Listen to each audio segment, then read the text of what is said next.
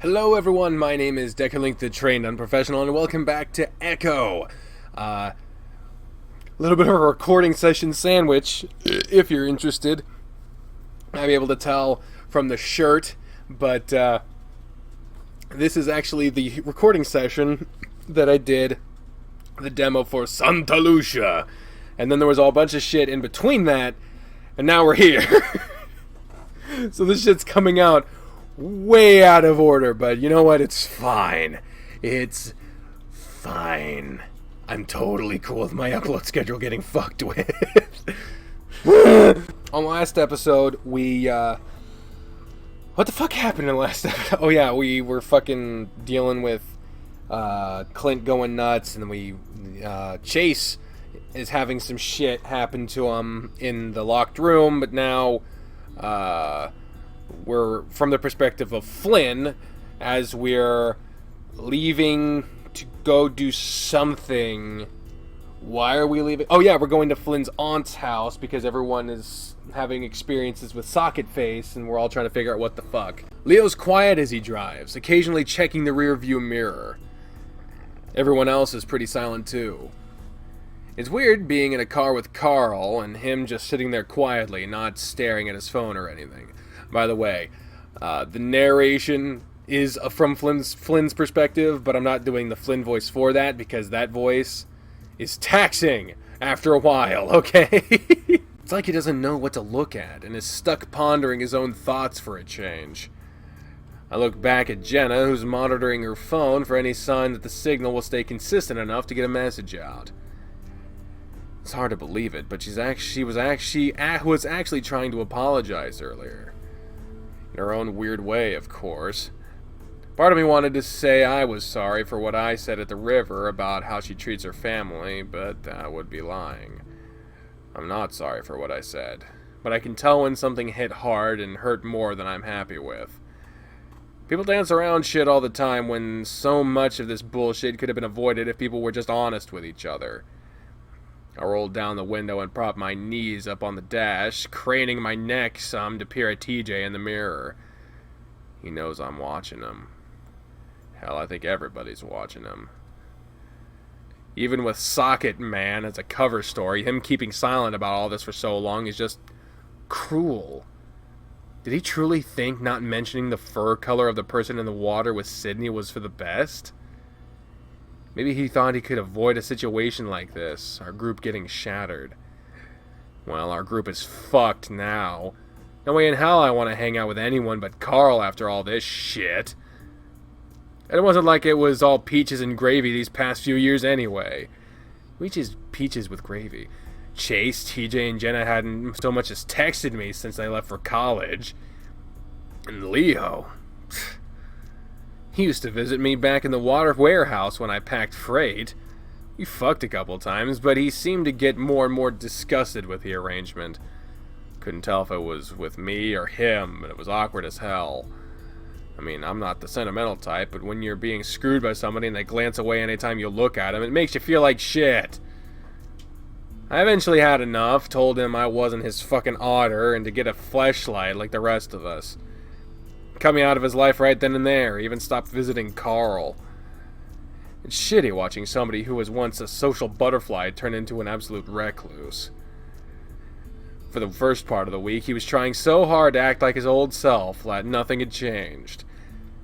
We were those and weirdos, and in the middle of buttfuck nowhere, of course, where we stuck together at first. But as Carl says, shit's broke now.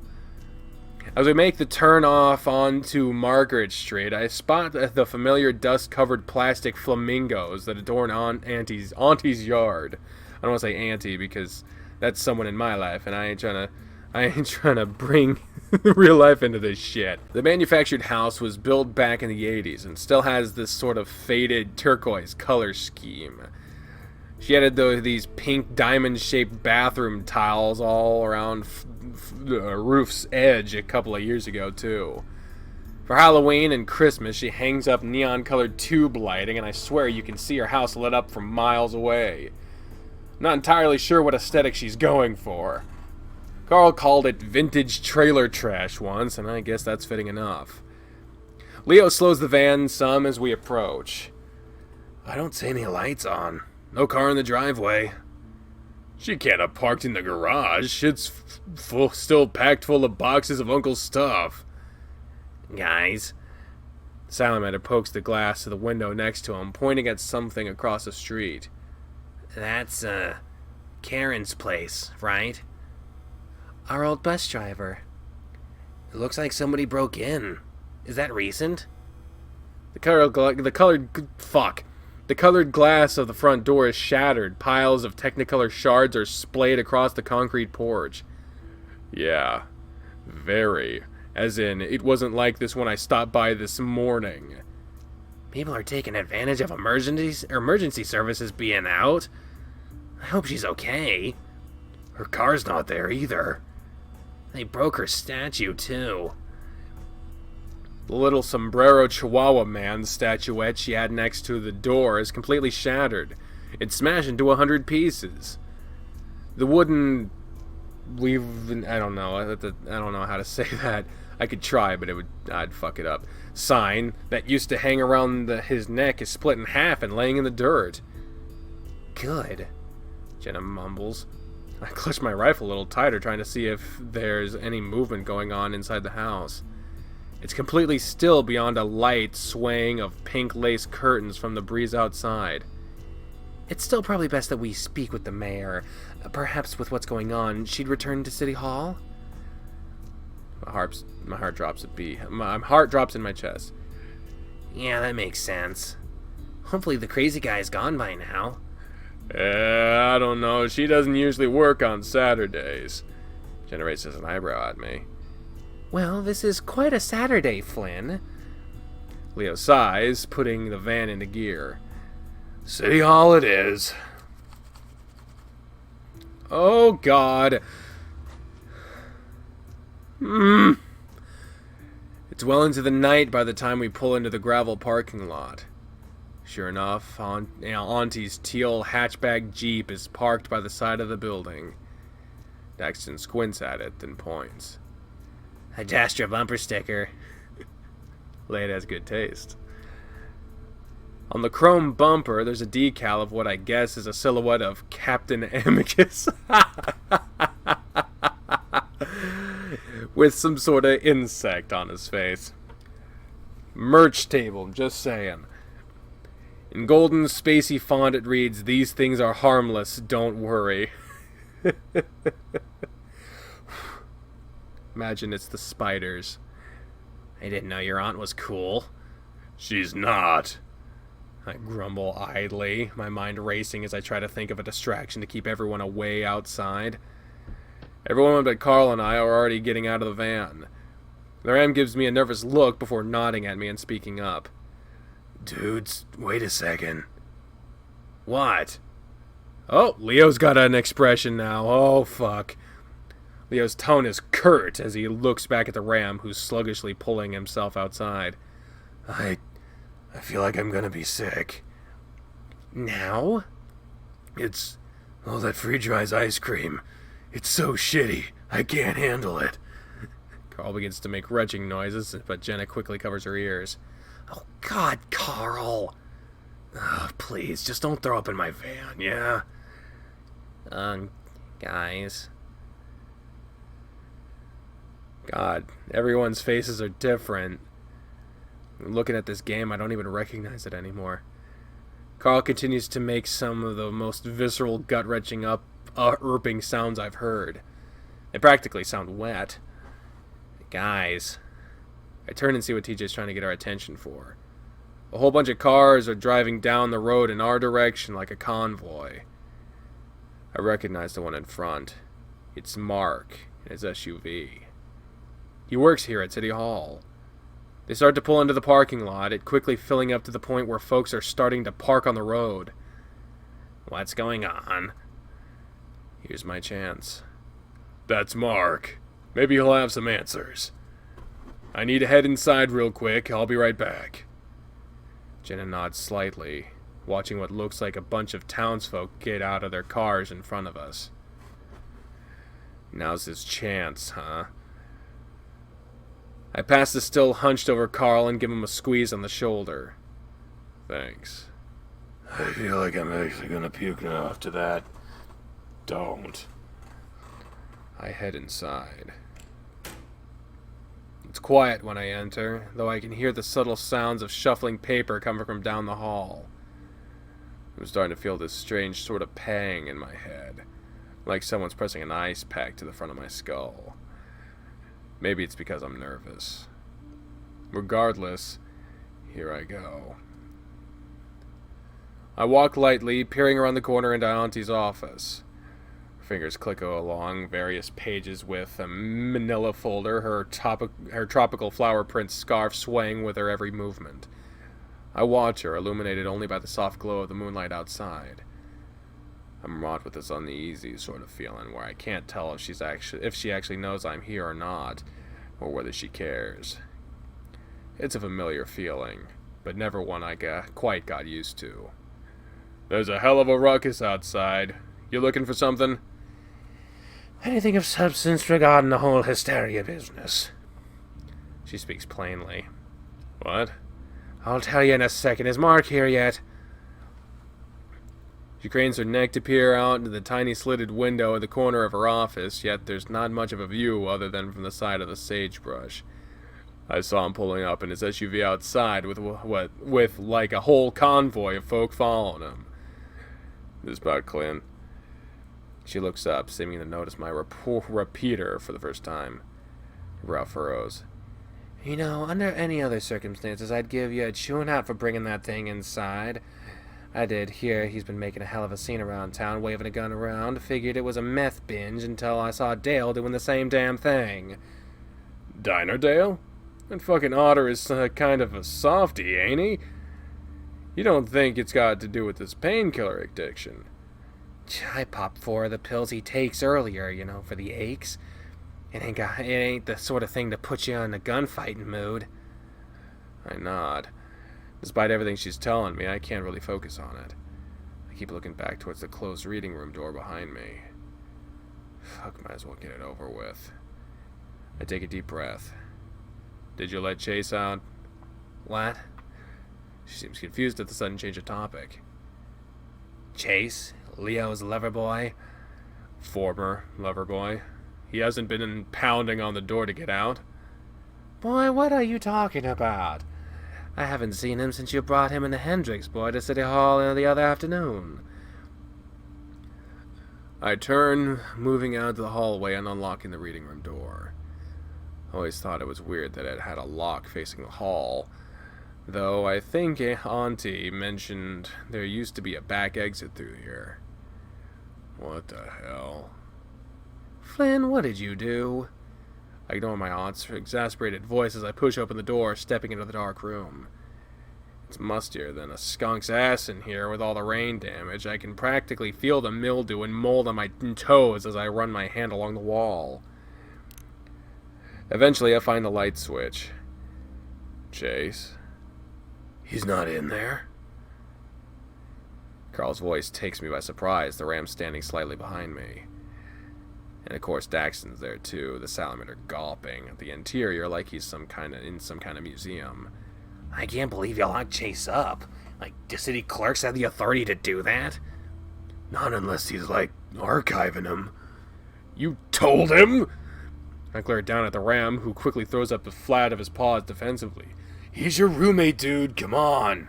It's not like he's part of the old group anyway. Fortunately, like Carl said, I don't see the rest of the gang. Carl notices me peering past him and speaks up. They're, talking with Mark outside. It's about time he showed up. Hi, Mayor. Hi. The two of them wave awkwardly. Auntie looks at the both of them with a sort of perplexed frown. Hello, y'all. She responds abruptly, quickly looking back up to me. Now, Flynn. Just give me a sec. He's still gotta be in here. See a stained blue V-neck shirt laying on the ground in the corner by the old bookshelves. Chase! Still no response. It's then that I notice there's something moving on his shirt. Little specks that seem to be gathering in the folds of the fabric. Oh, fuck me. I held my arm across the doorway, pushing Carl and Daxton back. Dude, what? Auntie, did Mark set off those bug bombs after work on Monday like I asked? I'm assuming by your tone that he did not. They hatched. Oh, goodness. Can we not play the pronoun game now? What are you talking about? I see the unused cans sitting knocked over in the corner.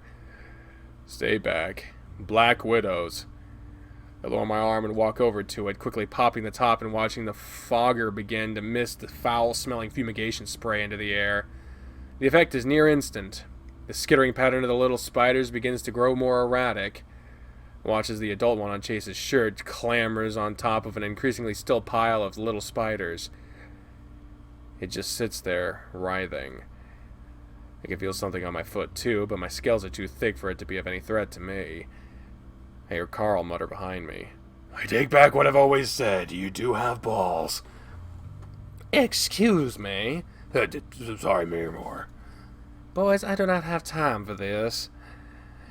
As I look past the shelves, I see a big lump of fur curled up on the corner under one of the old metal desks. Oh, fuck. Oh, fuck. I dash over, grabbing at the otter's scruff and yanking his ass out of there. He's surprisingly light, and I realize I've never picked him up before. Oh, damn, is he okay? Water! Give me water! There's some in the mini fridge, I'll get it. As I pull him into better light, he looks like absolute shit.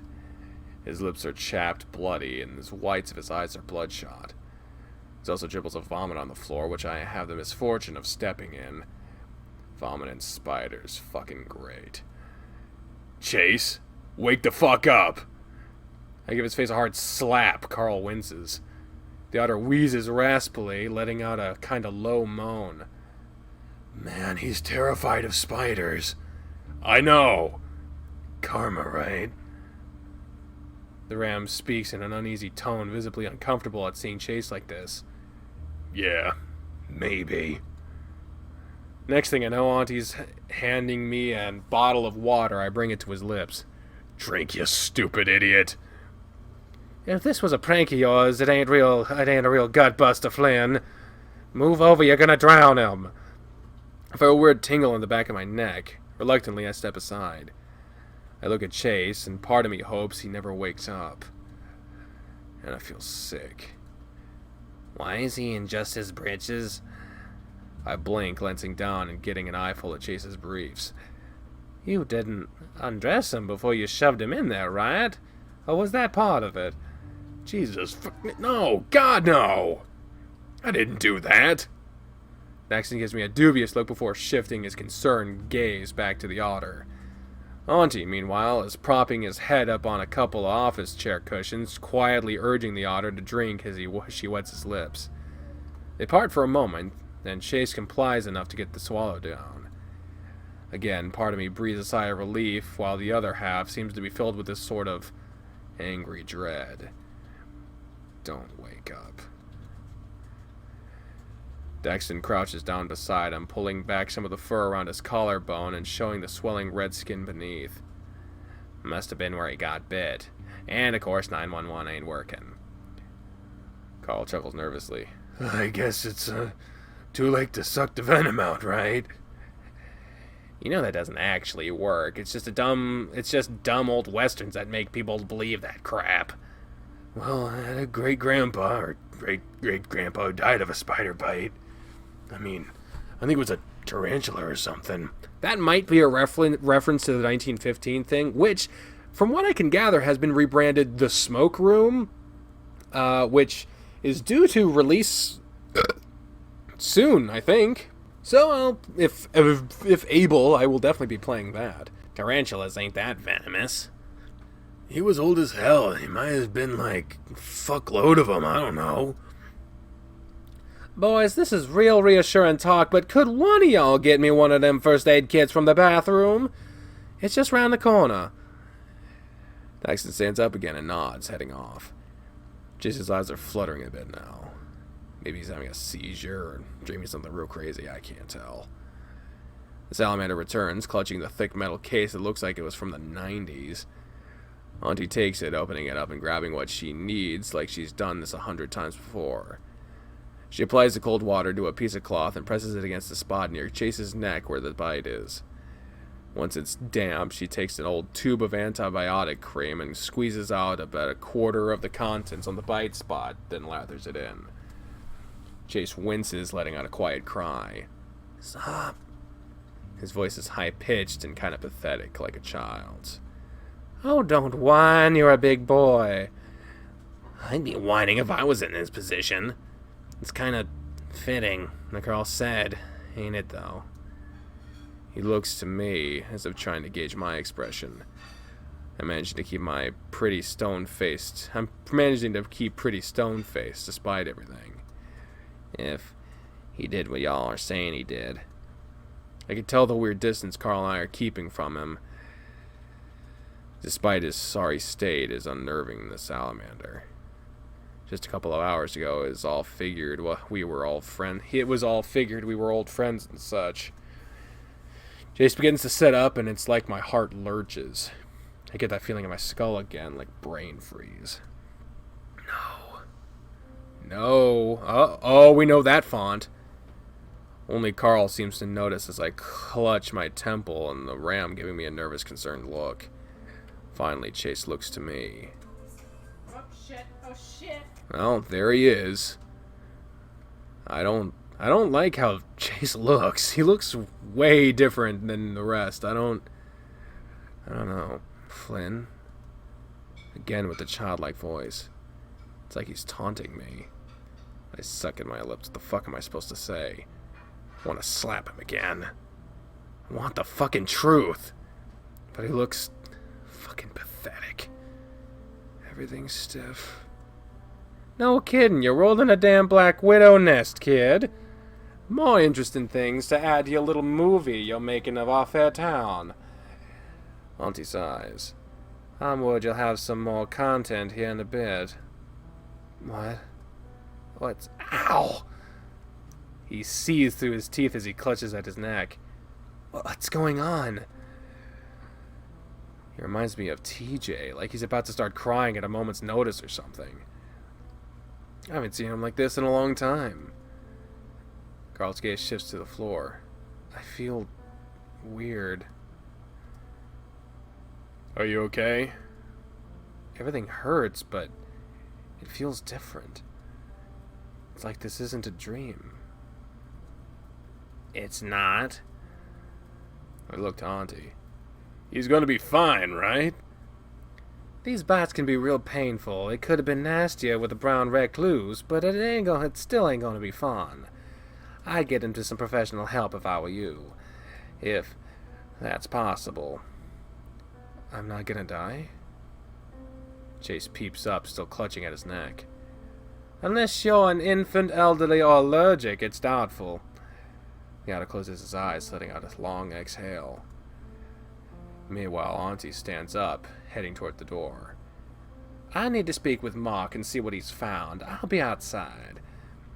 Thanks. As she leaves, I can hear the rumble of engines and hushed murmurs from a small crowd. Then the door shuts and it's quiet again. What's wrong with you, Chase? I try to keep my voice steady, though my vocal cords shrill a bit as I say his name. I practiced for years to get rid of the girly, gay tinge my voice had after puberty, but times like this, I can't really hide it. Are you like a fucking sociopath or something? Are you getting off to this? You're just gonna go home and come thinking about all the pain you caused? Daxton flinches. You can tell he wants to step in Chase's defense. Chase says nothing. I can understand screwing me over, you know. I originally figured you didn't give two shits about Sydney or what happened to him. You just wanted my dick, and that's fine. You followed me back to the river because that's all you wanted. Leo and the rest of the friends be damned. Fuck if it was so much worse. Just admit it. Just say the words. No. What? Chase's arms and legs shake as he sits on the floor, craning his neck, looking up at me. You saying you didn't do it, despite what TJ said? Looks toward the door. You're an asshole, Flynn. He speaks, his voice still having that squeaky, prepubescent cadence to it. But Sydney was a friggin' evil idiot, and I'm glad he died. You're glad you killed him! I'm glad he died. That's no secret. Daxton, looking 2 parts tense and awkward, steps further away from the otter. His eyes begin to well up. He looks so weak but brimming with emotions. Salamander mutters something about checking on the commotion outside and heads outward. The noise from the parking lot is getting louder. I hadn't really noticed. Someone shouts about something and I hear someone else speaking quickly, trying to calm them. A long silence follows. Carl's like a statue behind the desk, unmoving, not daring to risk drawing attention to himself. Those last 6 months before it happened, it wasn't him anymore. Or at least, not fully him. What do you mean? You remember that one time he got Toby that ice cream cone in the corner shop in Peyton? The cactus-themed place that had the agave ice cream? I pause. That's such a weirdly specific thing that takes me a moment to recall. It's so fucking strange to hear Chase call TJ Toby again. He teased him the whole car ride up, and he was upset, like usual. Sydney bought him that strawberry waffle cone scoop, the one with the pointy end. He felt guilty, I think, for a while. Toby was talking about Sunday school or something, and Sydney just took the cone and started to stab with the pointed end. Just crushed in on itself, but he wouldn't stop. Like he was super into it. Then he just acted like he was scared. Not of getting punished or anything, but like, just in general, you know? I remember that. The shop manager was yelling at him, and he looked terrified. I told him not to worry about the townies. My teenage self thought it was hilarious. Do you remember the moment he decided to do that? The look on his face. It was like a... Chase clutches his neck once more, the otter clenching his eyes shut. Thing was in front of him. Chase gesticulates in front of his head, making a swirling motion before letting both of his arms drop limply to the ground. Jesus. It's like I just woke up from a really long, really bad dream. I haven't been myself in so freaking long. Out of the corner of my vision, I can see Carl looking at me. The same shit that was happening to Sydney after what happened happened to you? But, fuck, I didn't see you do any of that shit until this week? I don't know, I just had bad dreams at first. Sometimes I'd see stuff from the dreams in the real world. I kind of just numb myself to it. And Leo helped me keep my mind off things, I guess. He looks over at Carl. Then we went to college, and it wasn't so bad. I stopped taking my medication, and things felt a little better, I guess. Not great. I was still all hollow. But at least I wasn't seeing the demented crap at the end of my bed anymore. Chase takes a drink from his water bottle, cringing at the pain from each gulp. I don't know what to say. I was beginning to think I was going nuts, like I was seeing shit that wasn't real. But hearing him talk about it out loud, just like Sydney, that weird look he'd have before looking upset or scared, or doing something real heinous, doing some real heinous shit. And Chase was doing it while ordering fucking brunch. I'm sorry. Something's wrong with me, or was, I don't know. Guess, we can add that to the checklist of things to ask your aunt about. Chase begins to stand up groggily. What? The front door is pushed open, Jenna standing in the doorway. Guys, you should get out here. She spots Chase steadying himself against the desk, her eyes widening and her ears flicking back momentarily. Oh, Chase! You're here! And where are your clothes? There's spiders in them, Carl mutters. Okay, just get out here. Jenna heads back out. Chase pushes himself from off the desk, beginning to walk forward like a zombie from one of those old VHS films we used to watch. Whoa, man, don't you have some, spare touristy shirts or stuff around somewhere? Do you seriously think Echo gets enough tourists to justify merchandise? I just need to get back to the motel. Clinic first.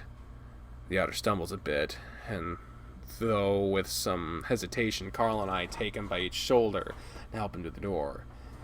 I make sure to grab my rifle, though. You still didn't answer my question. Chase says nothing. We exit City Hall and are instantly greeted by a slew of faces. Oh, Lord.